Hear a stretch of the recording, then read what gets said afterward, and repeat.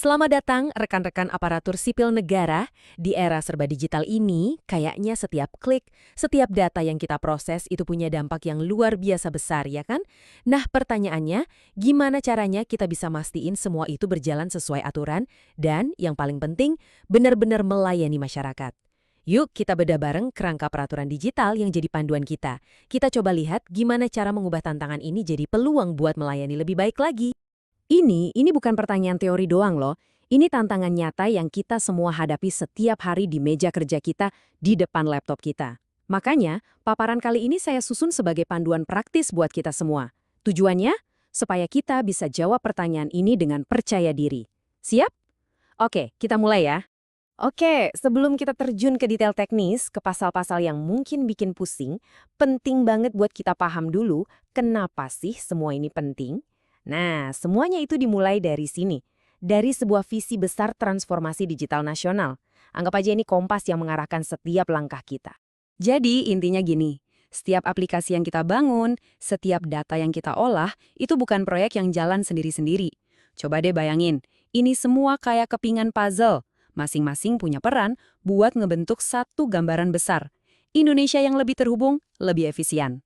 Nah, inilah alasan dibalik semua perubahan yang kita alami. Paham soal ini adalah langkah pertama buat jadi bagian dari solusi.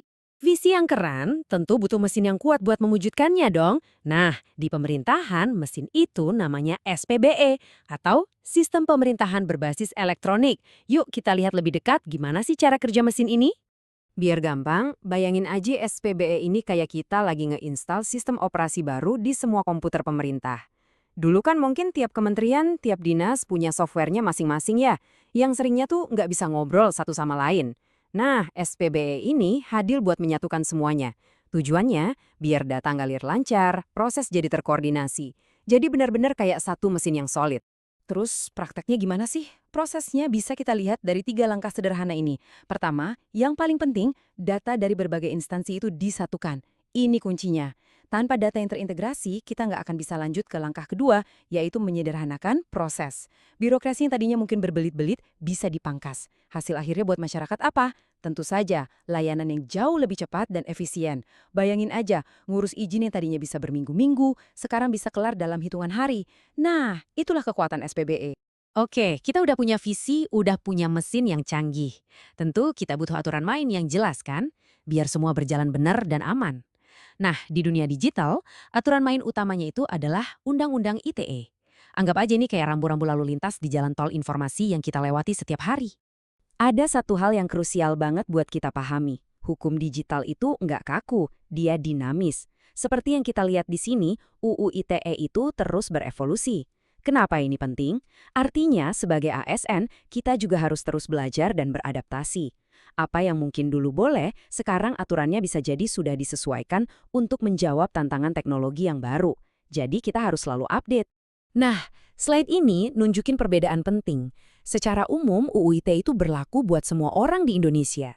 Tapi, buat kita sebagai ASN, lapisannya itu lebih dalam. Setiap email resmi yang kita kirim, setiap data warga yang kita proses, bahkan cara kita ngobrol di grup WhatsApp kedinasan, semuanya tuh punya bobot hukum. Ini bukan lagi soal opini pribadi, tapi ini adalah representasi negara. Dan UU ITE jadi kerangka yang mastiin kita bekerja dengan benar dan bertanggung jawab. Sekarang kita masuk ke bagian yang jadi jantungnya kepercayaan publik di era digital.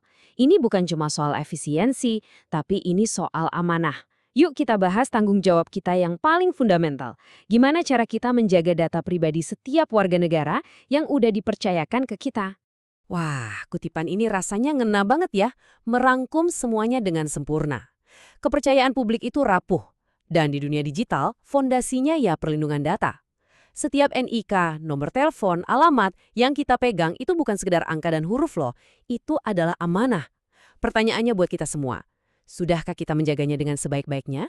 Prinsip-prinsip inilah yang harus jadi panduan kita sehari-hari. Contohnya, minimalisasi data. Maksudnya apa?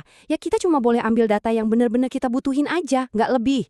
Terus pembatasan tujuan. Artinya, data kependudukan ya nggak boleh dong tiba-tiba dipakai buat tujuan komersial. Dan yang paling penting, akuntabilitas. Artinya, kalau sampai ada kebocoran atau penyalahgunaan, ya kita yang pegang data itulah yang bertanggung jawab. Ini standar yang harus kita penuhi, tanpa kecuali. Oke. Kita udah bahas visinya, sistemnya, sampai aturan mainnya. Sekarang bagian paling penting. Gimana caranya kita menerapkan semua ini dalam pekerjaan kita sehari-hari? Mari kita satukan semua kepingan puzzle ini jadi panduan praktis yang bisa langsung kita pakai. Nah, tabel ini bisa jadi contekan praktis buat kita semua.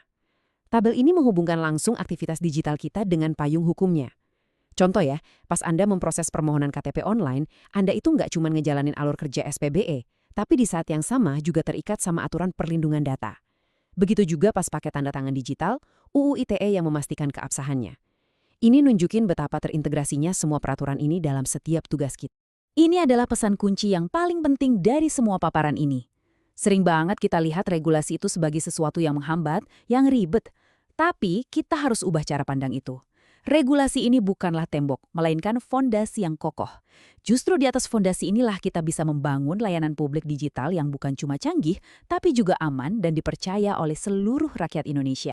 Transformasi digital di pemerintahan itu nggak terjadi di ruang rapat atau di atas tumpukan kertas kebijakan. Ia terjadi di laptop Anda, di aplikasi yang Anda gunakan, dan dalam setiap interaksi digital Anda dengan warga. Jadi pertanyaan terakhir untuk Anda hari ini adalah, setelah memahami semua ini, apa satu langkah kecil yang bisa Anda ambil besok di unit kerja Anda untuk menjadi bagian dari perubahan besar ini? Jawabannya ada di tangan Anda masing-masing.